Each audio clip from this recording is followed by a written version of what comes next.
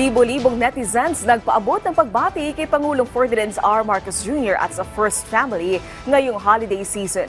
Nagpasalamat sila sa ipinakitang mabuting liderato ng punong ehekutibo, si Alvin Baltazar ng Radyo Pilipinas sa Balitang Pambansa. Dinagsa ng pagbati sina Pangulong Ferdinand R. Marcos Jr. at ang bumubuo ng First Family nitong nagdaang araw ng Kapaskuhan. Pero bukod sa pagbati ng maligayang Pasko, ay marami ding mga netizen ang nagpahayag ng kanilang hangad para sa punong ehekutibo ng lakas at mabuting kalusugan para sa susunod na taon pa nito sa paglilingkod sa sambayan ng Pilipino. Dagdag na katalinoan naman ang hiling ng ibang mga netizen para sa Pangulo sa gitna ng ginagawa nitong pangunguna sa bansa.